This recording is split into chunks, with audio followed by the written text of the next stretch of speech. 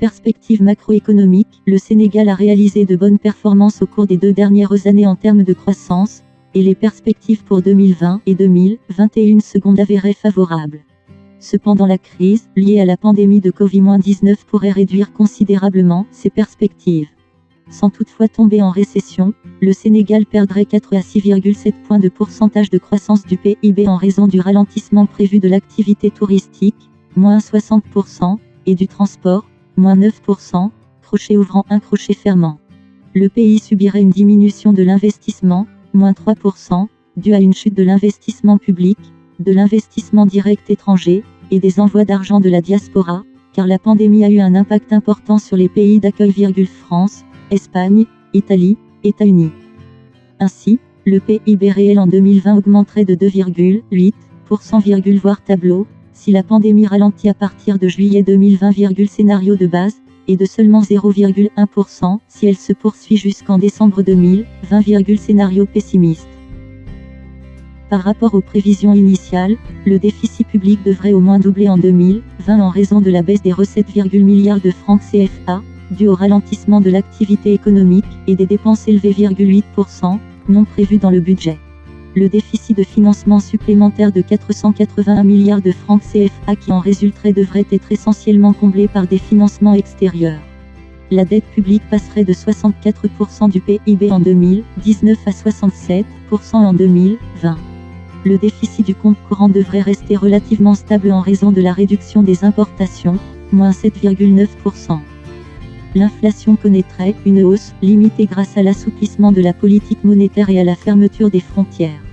La croissance du Sénégal dépendra de l'évolution de la situation mondiale, mais elle devrait redémarrer en 2021, pour remonter à 5,1% selon le scénario de base, et à 2,6% dans le scénario pessimiste.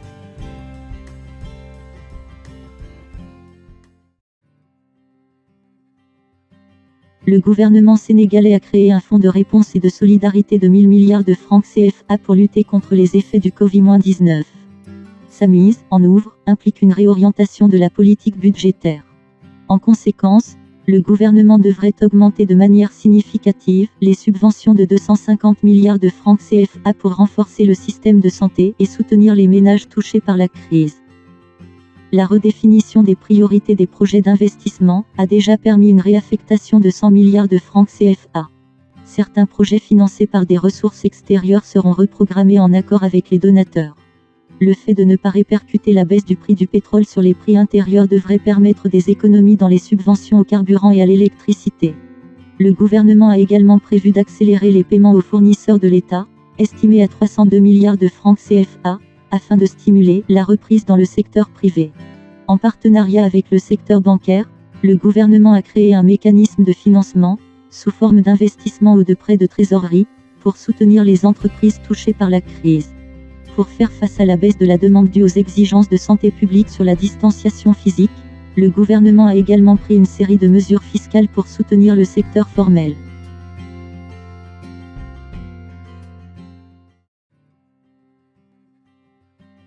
Performance macroéconomique et perspective. Après la période de transition politique de 2016, la croissance du PIB s'est accélérée, passant à 6,6% en 2018, à la suite d'une reprise dans l'agriculture, le tourisme, la construction et le commerce. Elle est ensuite retombée à 5,4% selon les estimations pour 2019, en raison d'une gestion fiscale faible et de retard dans les décaissements de l'aide budgétaire. L'inflation a diminué grâce à un taux de change stable, qui n'a baissé que de 3,2% depuis septembre 2018, un approvisionnement alimentaire solide et une baisse des prix des matières premières.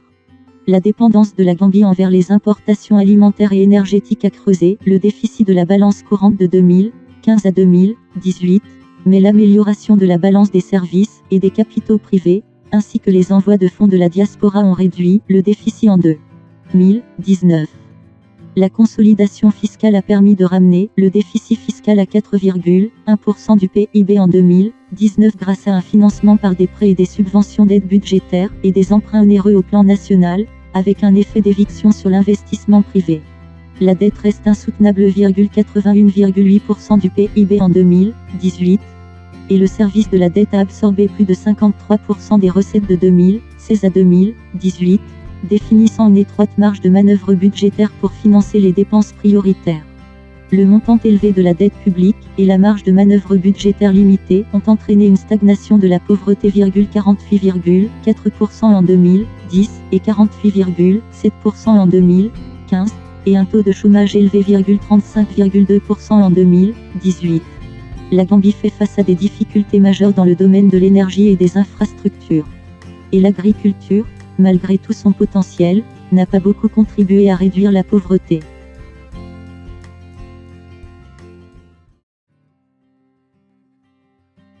Facteurs favorables et défavorables.